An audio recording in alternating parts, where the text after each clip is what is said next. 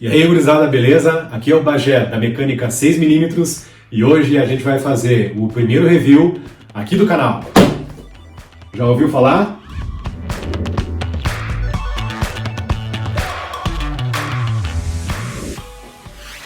Então, pessoal, eu estou aqui com um dos modelos da Neptune, que é uma AEG assinada pela Rossi, e hoje a gente vai fazer um review completo dos componentes internos dessa arma. Lembrando que aqui no canal eu não vou focar na análise externa da arma, até porque provavelmente tu já sabe que isso aqui é uma plataforma M4, ela tem uma coronha, ela tem um RIS, essa aqui em específico ela é toda de plástico, inclusive o troço é tão de plástico que parece um controle remoto. Ah, isso é ruim, Bagé? Cara, não é, tá? Muito pelo contrário, a fibra dela é muito boa. Eu comparo a mesma qualidade da fibra das AEGs da G&G, que é aquela fibra mais elástica e extremamente resistente. Tá, então a qualidade externa dela é muito boa, mas eu não vou ficar falando pra ti aqui, que tem um botãozinho, não. Tudo isso tu já sabe, vamos pro que interessa agora.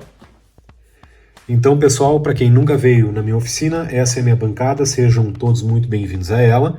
E aqui a gente já tem a gearbox da Neptune em vista explodida, revelando todas as peças internas. Além das peças da gearbox, a gente também tem aqui o motor, e eu já quero começar por ele, porque em alguns sites que eu pesquisei, ele foi descrito como sendo um motor high torque, e em outros sites ele foi descrito como sendo um motor high speed de 25.000 RPM.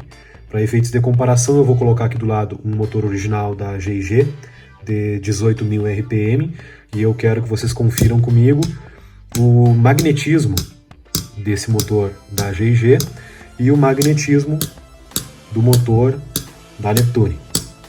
Também, para efeitos de comparação, eu vou colocar um motor do meu banco de peças aqui, que é um motor high torque. Vejam o magnetismo desse motor, tá? Ó.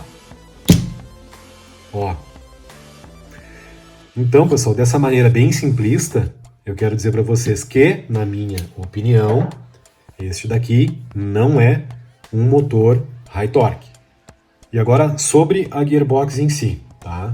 Ela é uma gearbox que vem com rolamentos de 8mm, e em todos os sites, sem exceção todos os sites que eu fui ver as descrições, né, eles descrevem ela como uma gearbox reforçada, né, e em alguns reviews que eu assisti, o pessoal estava dizendo, né, que isso é um ponto muito positivo, porque se o proprietário quisesse, ele poderia trocar a mola por uma mola mais forte, né, então eu quero que vocês analisem comigo aqui. Eu vou fechar as duas faces da gearbox e eu vou mostrar para vocês o que eu acredito que o pessoal interpreta como reforço, que é essa saliência aqui, ó, esse pequeno acréscimo de material que a gente tem aqui na ponta da gearbox, que geralmente quando ela trinca ou quebra, né, essa trinca e a quebra ela acontece justamente nesses pontos aqui, e isso se dá pela fadiga gerada pelo choque do pistão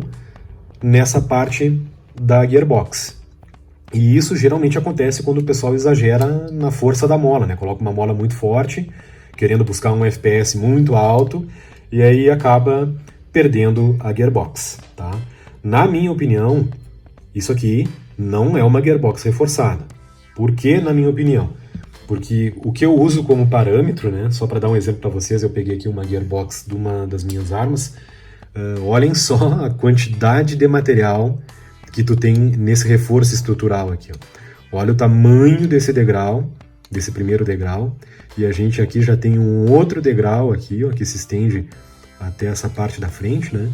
Então a gente tem um reforço estrutural nessa parte aqui gigante, e não só aqui embaixo, aqui em cima também, ó. Vejam que a gente tem bastante material acrescido nessa parte, o que acaba tornando a gearbox bem mais robusta e reforçada, tá? Então, me repito para vocês de novo, tá? É só a minha opinião. Para mim, isso aqui é uma gearbox reforçada.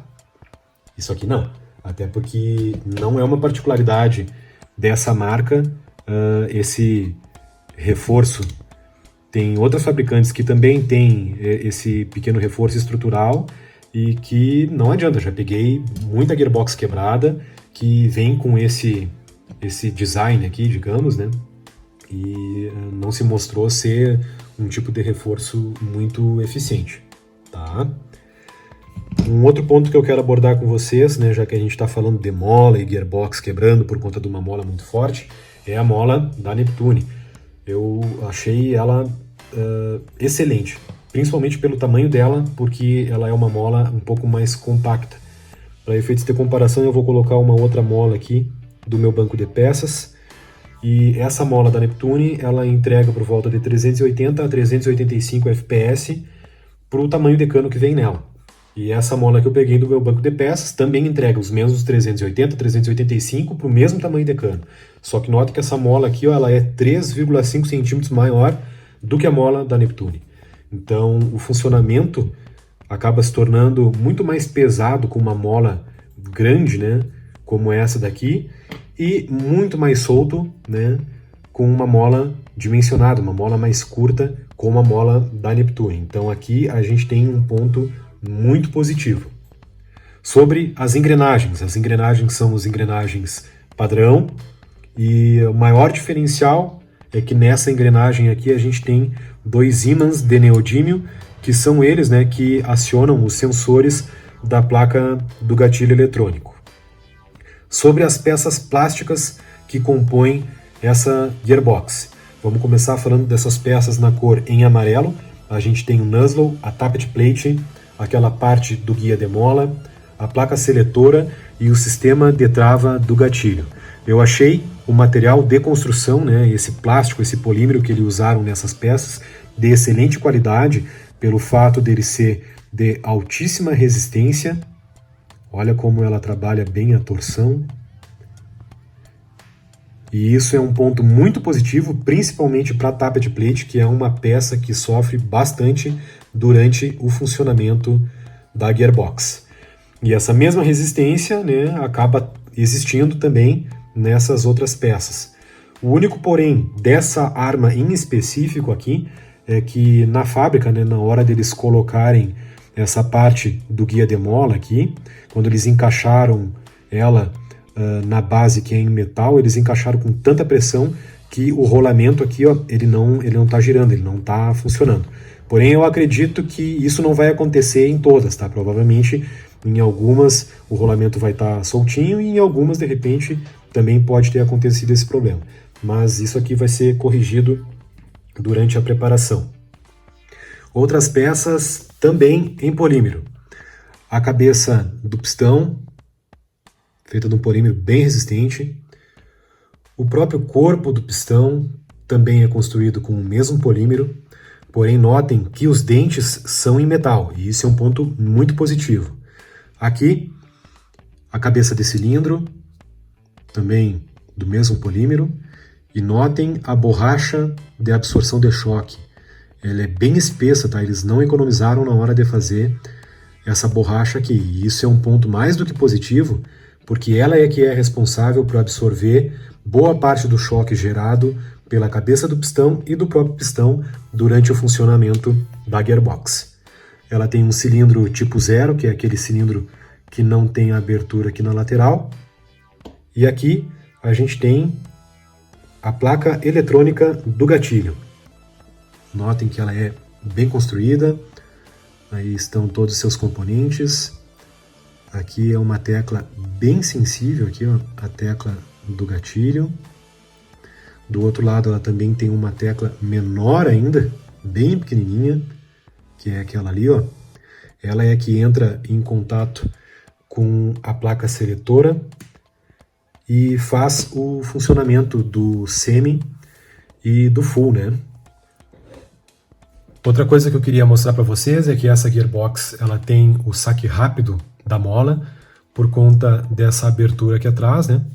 É só desencaixar a guia que tu consegue remover ela sem ter que abrir toda a gearbox.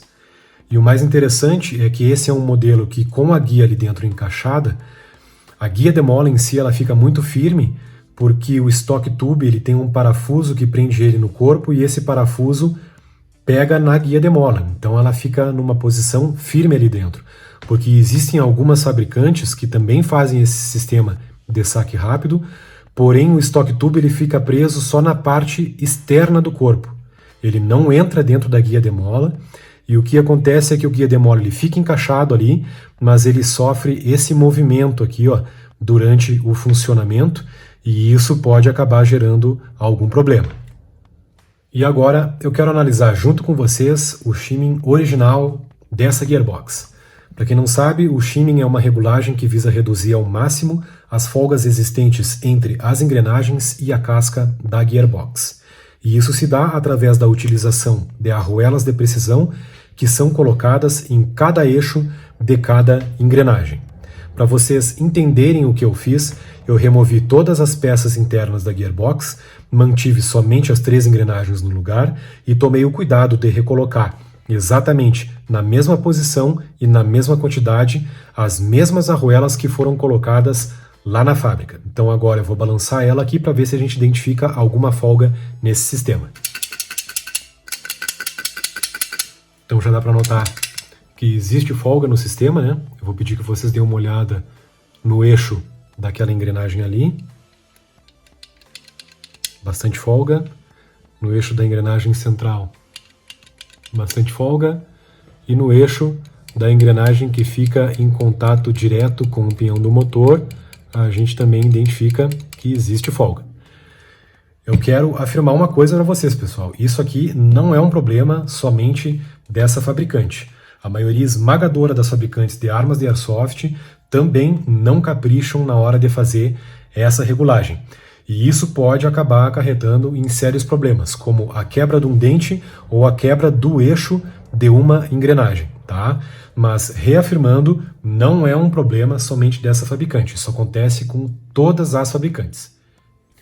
E aqui a gente tem a unidade de hop-up, o nub, o bucking e o cano em si. Ele é um cano de latão e nas descrições que eu vi, ele é mostrado como um cano de precisão na medida 6.03, tá?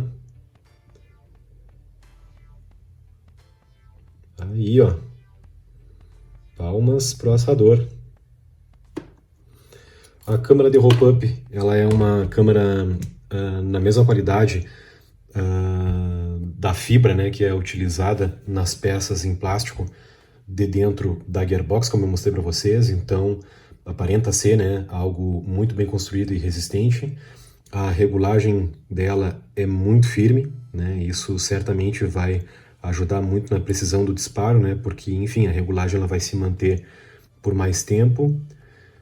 O bucking é um bucking de uma dureza que provavelmente seja 60 graus, né? É um bucking mais curto, né? No tamanho dele em relação à maioria do que eu já sou acostumado a ver. E o cano de latão, ele não é ruim, tá? O único porém só é que ele tá bem sujo. Ele veio com muita graxa nessa parte onde o bucking encaixa, e ele também vem com um fio aqui, ó, nesse corte da janela dele, que pode acabar machucando o bucking, tá? Mas, enfim, ele ainda tem que passar por todo o processo dos polimentos, né? Eu faço também a remoção dessa quina viva aqui para retirar esse fio, mas gostei muito do que eu vi aqui, tá? Considerações finais. Não é uma gearbox reforçada. Eu não colocaria uma mola que ultrapassasse os 400 fps, então já fica essa dica para quem estava pensando em comprar ela para montar um DMR. Não é um motor high torque e é uma primeira versão de placa de gatilho eletrônico. Para vocês terem uma ideia, as AEGs da marca Ares já estão no 4º ou 5º modelo de placa de gatilho eletrônico. E até hoje dão problema. Então, na minha opinião, esse é um equipamento que ainda tem que passar pelo teste do tempo. Isso aqui tem que ser moído pelos jogadores, tem que passar por muito jogo para que daí sim a gente consiga identificar os pontos positivos e os pontos negativos dessa AEG. Uma coisa que eu quero comentar com vocês é que ela estava com um preço de lançamento de R$ 1.299 em algumas lojas. E hoje ela já está com um preço beirando os R$ 2.000. Na minha opinião, R$ 1.299 é um preço muito justo pelo que a gente viu aqui, tá? Eu não compraria ela por R$ 2.000. Ah, mas eu já comprei ela, eu paguei R$ 2.000, fiz uma péssima compra. Não, cara, eu estou falando a minha opinião, porque eu conheço e eu sei que no mercado eu consigo comprar um equipamento por esse preço com uma qualidade até superior e às vezes até com preço um pouco mais abaixo do que ela está sendo oferecida agora. Então, gurizada, chegamos ao final do primeiro review feito aqui no canal e eu quero aproveitar para mandar um abração para um grande amigo meu que foi o cara que me incentivou a criar esse canal aqui. Para quem não conhece, esse é o Robson do Serra Force, e para quem já conhece, sabe o tamanho desse animal, meu Deus, eu quase explodi a impressora para conseguir imprimir ele aqui dentro. Então fica um abração pro Robson aí, eu quero ver se ele vai se inscrever, eu quero ver se ele vai comentar. Já peço que vocês façam isso também, né, nos comentários, dando dicas, interagindo, pedindo, né, qual é a egg que tu quer ver aqui na minha bancada. E muito obrigado por ficarem até agora e a gente se vê no próximo vídeo. Abração!